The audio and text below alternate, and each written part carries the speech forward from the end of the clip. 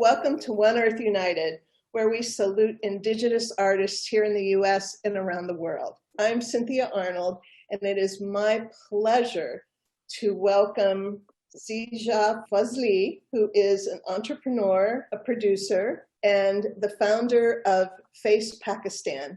Welcome. Thank you so much. My name is Zeejah Fazli. I'm the founder at FACE, Foundation for Arts, Culture, and Education, whose mission is to strengthen and empower communities through the language of arts and through cultural interactions. Pakistan has always had a rich culture and a rich history in traditions. And I'm wondering how you honor this through FACE Pakistan. Yeah, well, so Pakistan is a diverse country to start with. I mean, we have 5 provinces, and each province has different language. And in fact, if you go down to the languages, we have more than 70 spoken languages in the country, and each language is different from the others. So, for example, I cannot understand the rest of the 69 languages that exist in this country, and that shows the diversity, and that shows that how different yet together people are in a small geographic area. We have a population of about 220 million people, and so having such a diversity, the cultural scene is also changing. As soon as you go from north to south, the whole fabric of culture is changing. I mean, there are different sounds, there's different artistic values, and there are different let alone you don't have to go outside Pakistan to experience a different culture. You can still, being inside Pakistan, you can experience so many different cultures here. What FACE has been doing to actually honor that, as you asked, we've been involved in lots of cultural programs. Primarily, our flagship program is this festival that we do. It's called the FACE Music Mela, and we've been doing it since 2014. So technically, this should be our 7th year of the festival. But then, unfortunately, in 2020, we could not hold the festival because of COVID and everything. But we started in 2014, and it started off with a small festival, starting off with like 5,000 people in 3 days. Small festival. And then, yeah, well, so from the beginning, I mean, now it's 20,000 people in 3 days. So I mean, still for a city like Islamabad, where we come from, it is, yes, big. But talking about bigger festivals, like I've been visiting other bigger festivals in the world, so sometimes there are like hundreds of thousands of people who come down. But from Pakistani perspective and from global perspective, it was a good beginning with 5,000 people. But then it moved, it got bigger and bigger, and we on the 6th year we were attracting 20,000 people. But then on the 4th year, we also traveled the festival to Hunza. So as I mentioned before, the Pakistan is a very diverse country, and in the north there are mountains, and I think out of the top 10 biggest mountains in the world, I think more than 5 are in Pakistan. So the Karakoram and the Himalayas and all the ranges are in the north of Pakistan, and it's a beautiful terrain, it's a beautiful landscape, and lots of mountaineers and people come down for tourism purpose in the north.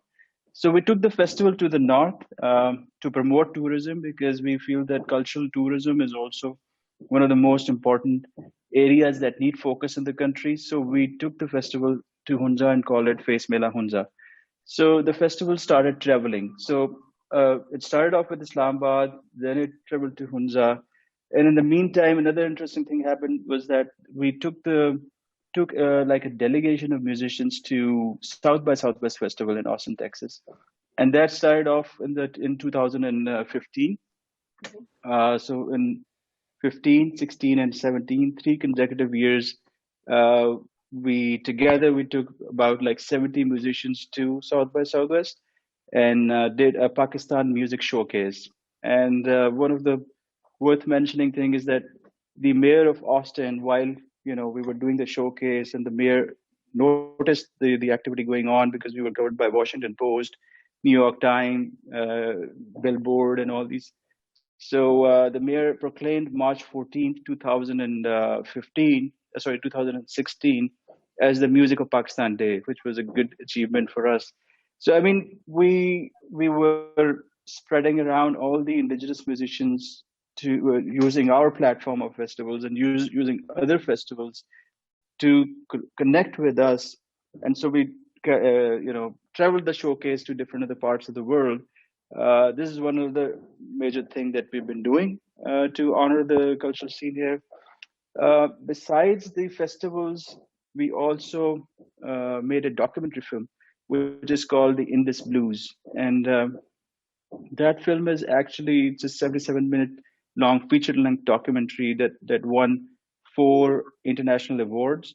And that film is actually talking about the plight of the indigenous musicians, how difficult it is for them to survive in this present day music industry, where the contemporary music is gone completely electronic, and it's all digital platforms and digital medium. So that, I mean, I remember the days when we started off with the cassettes and with the LPs, and but now the new generation doesn't even know what a cassette is, and so the indigenous musicians cannot also relate to the new age music industry. So what we're doing is, first we are identifying the problem, that what's going on with the indigenous musicians, what are the challenges that they're facing, and that was done through this documentary film, Indus Blues. And then as is phase 2 of that documentary, we did a residency program, which was held actually almost like 4 months ago in August in Islamabad. So we selected about 20 indigenous musicians and trained them on social media, and trained them on promoting themselves on the digital platforms, onboarding themselves on various digital music platforms. So it was all equipping them to be able to converse with the present day music industry, which is very fastly changing and evolving. So that was another initiative that we did, which was in the shape of a residency. And at large, to sum it up, what we want to do is to create platforms where the indigenous musicians can relate and can, connect with the contemporary audiences and the contemporary musicians, because otherwise it's very difficult for them to survive. And if they're not onboarded on the digital platforms, nobody would notice them. They would not make their children learn the same music or same art, and gradually it will go into extinction, which is very alarming. Yes, I know. So how ancient are these instruments? I know they're, that the musicians are using in some of, their performances. Yeah, so well, the oldest instrument, which since as I mentioned before about the documentary called Indus Blues, so the Indus civilization, it goes back to 2000 years, 3000 years. So in this part of the world, there are remains of certain utensils and certain instruments that we can find in the museums. And some of the instruments are going back 2000 years. There's one instrument called borindo, which is from the Sindh, the area which is in the south of Pakistan. And that is kind of like an ocarina. I don't know if you really know what an ocarina is. It's kind of like uh, a clay ball which has holes in it, and so one can blow and then make tunes out of it. So it sounds pretty much like a flute, but it is actually made out of clay. And that instrument is almost like 2000 years old. And today, the last manufacturer, or you can say the last maker of that instrument, an artisan, and the last performer is left in this time, and he is not really willing to pass it on to his children.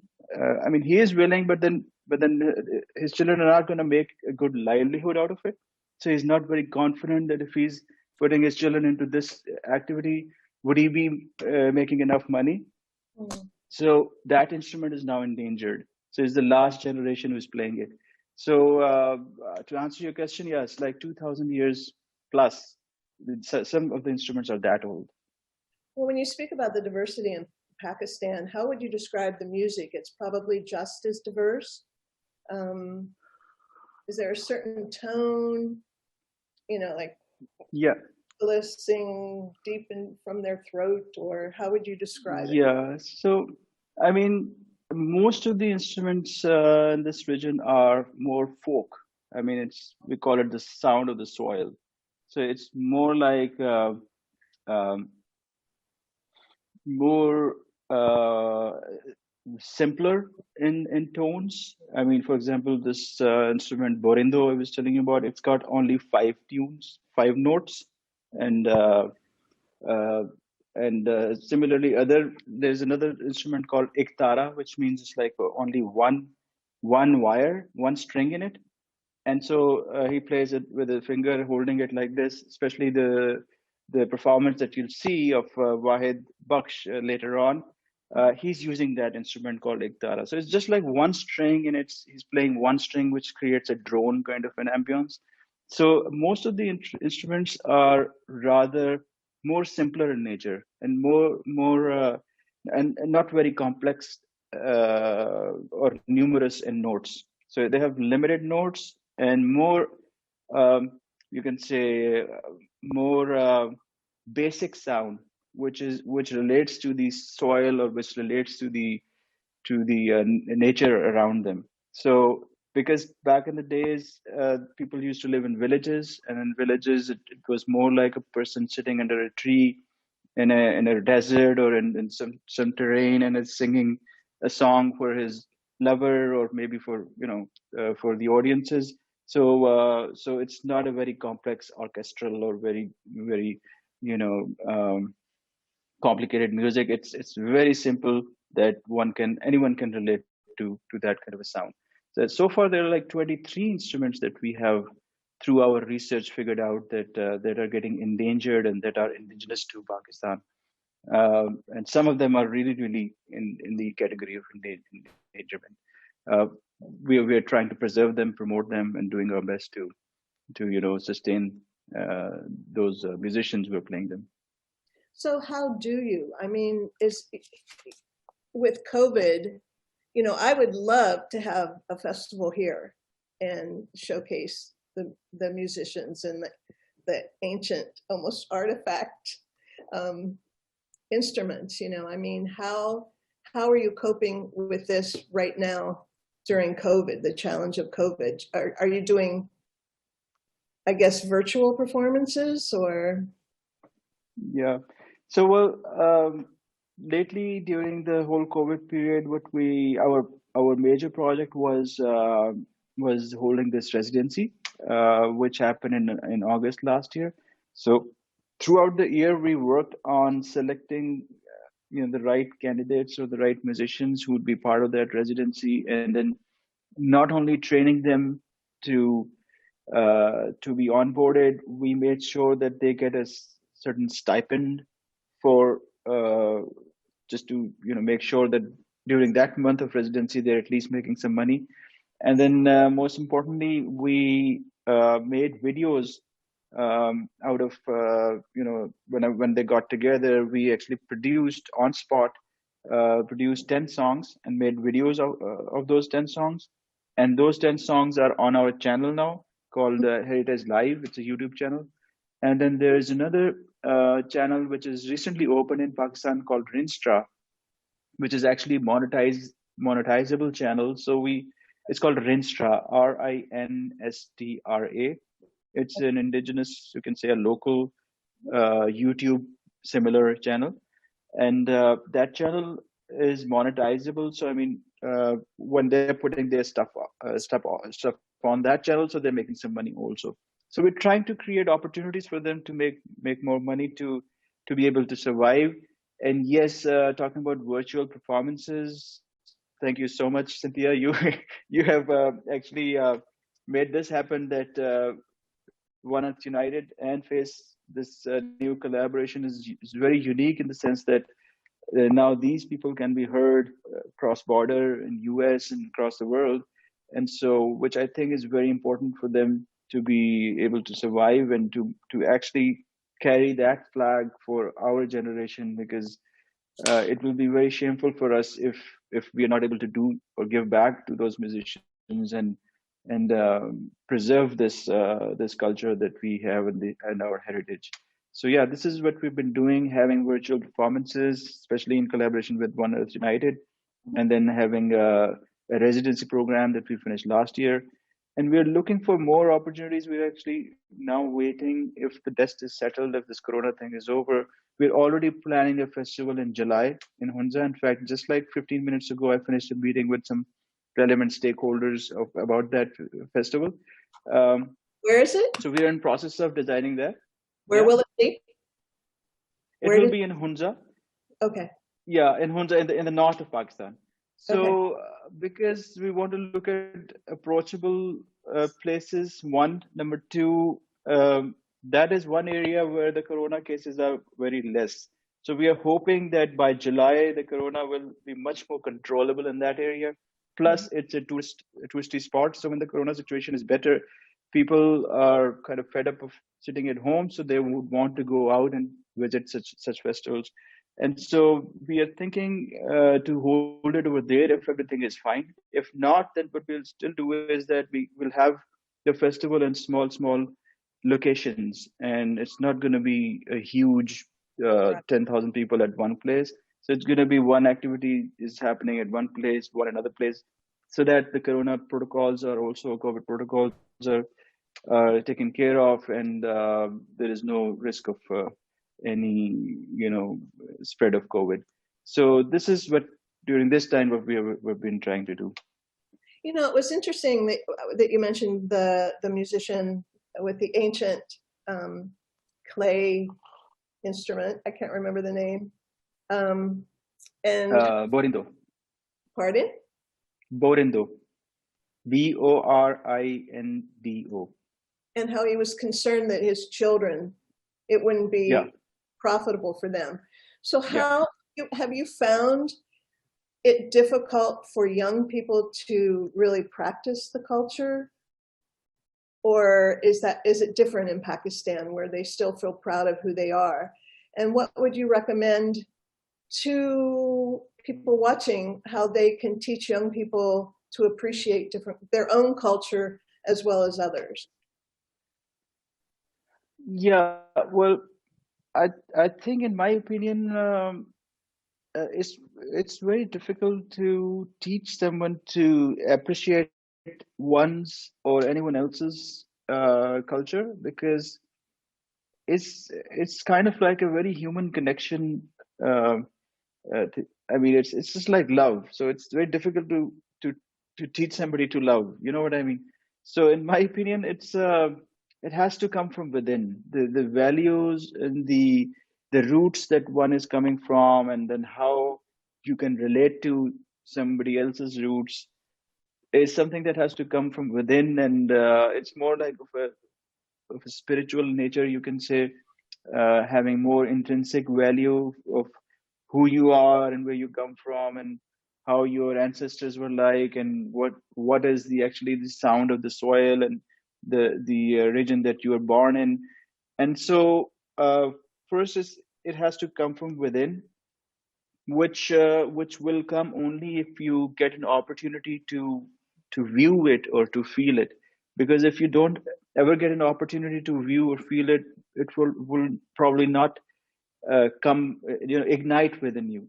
So the best way to teach somebody would be to create opportunities for the person to go and see this is what your culture is like, and then how one can connect with the others. I feel that looking at our culture and looking at different other cultures, there's always a similarity and there's always a connection. There's always something that one would say that, hey, this is what we do also. Hey, this is how it's done at our place also. And so it's a very universal kind of thing. And Hence, some politicians are also using cultural diplomacy as part of their campaigning. But then, at least they're recognizing it, which is a good thing. So I think that connection also comes natural. But then again, there have to be more and more opportunities for people to experience that culture, and that is the only lesson that they would get. That's the best way of teaching them. Yes, yes. It's interesting that I see Jimi Hendrix behind you. Yeah, well, since I play guitars and that too, rock and roll. So, but I've been experimenting with the indigenous musicians, and I've been playing rock guitars with the indigenous, which is again another interesting collaboration or interesting thing that we will discuss later. Because I feel that the youth is listening to the new contemporary style of music, Yes. and all of a sudden if you tell them to listen to something else, people are very choosy and they're like, no, it's not my taste, so I don't want to listen to anything.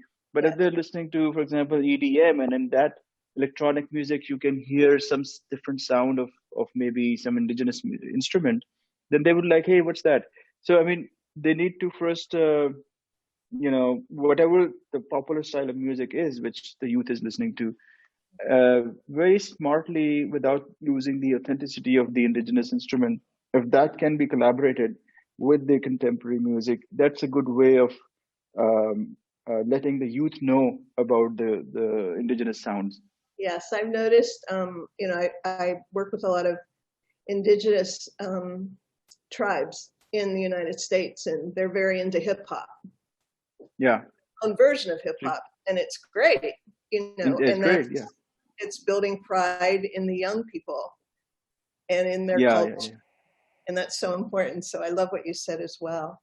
Um, let's see, do you have any upcoming events other than what you've already mentioned? Or maybe what the embassy is doing to honor the beauty of your ancient culture? Uh, well, there are certain things in pipeline, but since it's not matured yet, and it's not Oh, something that we have formally, you okay. know, everything is in place, and now is the time to formally announce it.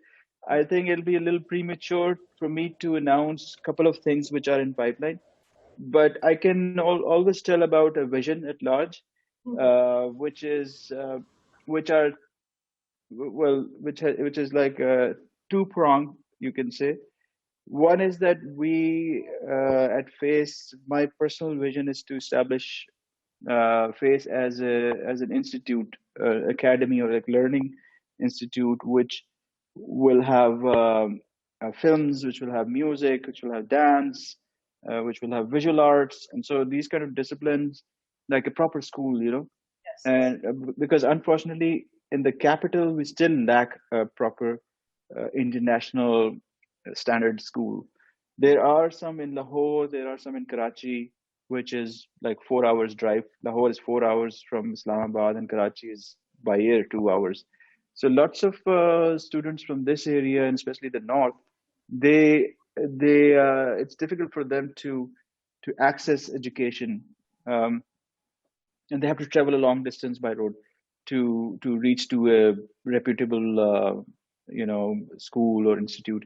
So I am now in a process of imagining. So it starts with imagination first, imagining a Yes. school here, and then see how it goes. So eventually, somehow the other, if there is a school, proper institute, and probably affiliated with some university in US or maybe any other part of the world where we can actually get the syllabus, because we feel that if the syllabus already exists, we don't have to create a new syllabus. So if we can get the syllabus or the curriculum from there, and we can have a formal education here, and also design our own curriculum for the indigenous instruments, because that would be very specific to these instruments.